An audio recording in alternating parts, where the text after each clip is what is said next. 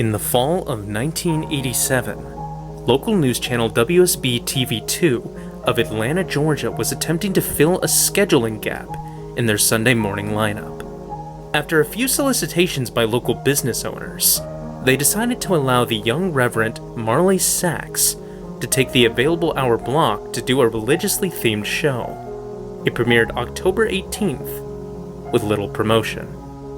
The show was standard religious fare and consisted of the Reverend sitting in a simple chair, reading passages from the Bible to the camera and discussing their interpretation and significance to our modern day-to-day life. The show received a reasonable number of viewers and continued to be shown into early December. It was then that the studio began to receive extremely strange complaints from viewers of Words of Light with Reverend Marley Sachs. The calls were from women, and women only, who vaguely referred to uncomfortable feelings that they had at very specific intervals during the program. They described feelings of nausea, back pain, dizziness, and blurred vision. These callers, for no discernible reason, were convinced that it was the viewing of the program that was causing these symptoms. It was later determined that after 3 weeks of complaints that these feelings were happening at roughly 12-minute intervals during the course of the program. The small studio staff checked all recording equipment, both audio and video, and they found nothing faulty. When the Reverend was made aware of these incidents, he merely shrugged and stated cryptically that some can't handle the voice of God. The head of the studio, at a loss to explain the cause of these complaints, decided to continue running the program. By February, viewership had dropped sharply, and it was decided to pull the plug on the show. The studio head figured that it would be more prudent to spend as much time as possible on the news story that had the other two local news networks abuzz: a miscarriage epidemic. Starting sometime in November, the number of healthy pregnant women miscarrying in the Atlanta metropolitan area had reached over 300. The CDC could find no discernible cause for this terrifying occurrence. The Reverend took the show's cancellation with what could only be described as an abject indifference. When informed, he made no protest, merely nodded, almost knowingly. He left the studio right as the last episode was filmed, without so much as a word, and then he dropped off the face of the earth. No one ever heard from him again, not his former congregation, nor any member of the church. The studio moved on, filling the slot with an infomercial, and continued to concentrate on the miscarriage story.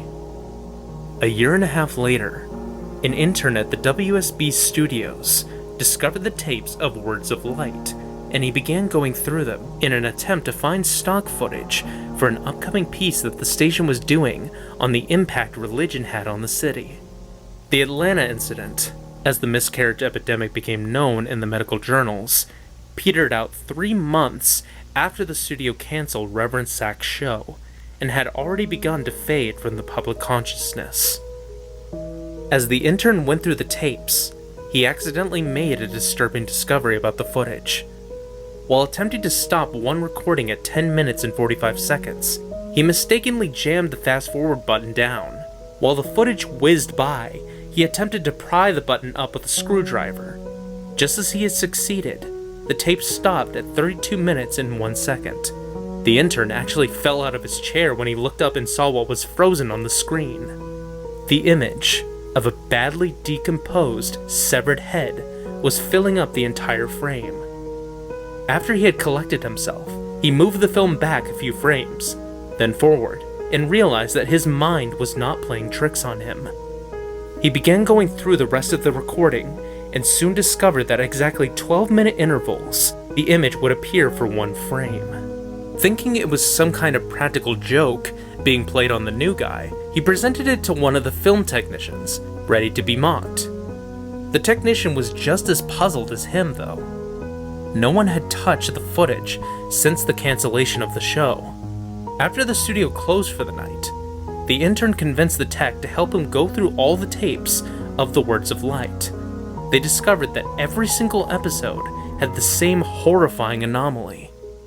They also realized that as the show progressed, the image became more disgusting as maggots began to eat away at the loose flesh and pieces of hair and skin that seemed to fall off exponentially. The tech made it clear to the intern that what they were seeing was technically impossible, since the film itself showed absolutely no signs of splicing, and he himself had been at every filming of the show and knew of no time of when this image could have been inserted into the frame.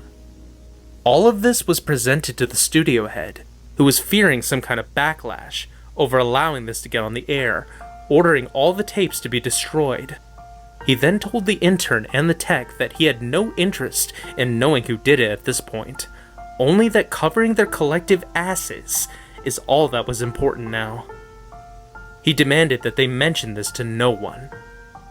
The tech easily moved on, remembering the incident as a darkly funny personal anecdote, but the intern wouldn't let it go.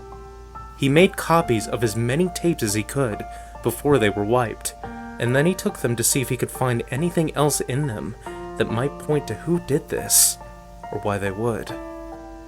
A week later, he attempted to rope the tech into helping him again, saying that he believed that he had discovered something even more disturbing than the images themselves. When the single frames were edited together in chronological order, the head's mouth appeared to be moving, as if trying to form words. The tech, fearing for his job, told him to get rid of the copies and to not talk about it again.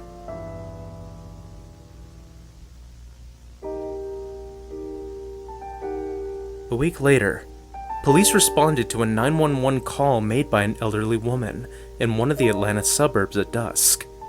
She had heard horrible noises coming from her next-door neighbor's house, where a young couple lived. She told the emergency responder that the wife was pregnant and that she was terrified that something had happened. When the officers arrived on the scene 20 minutes later, they found no lights on in the windows and the front door ajar. They moved in slowly and made their way into the living room. Inside, they found a young woman, dead, with her abdomen slashed open. The wound was jagged, and a trail of blood led from the body to the couch on the far end of the room.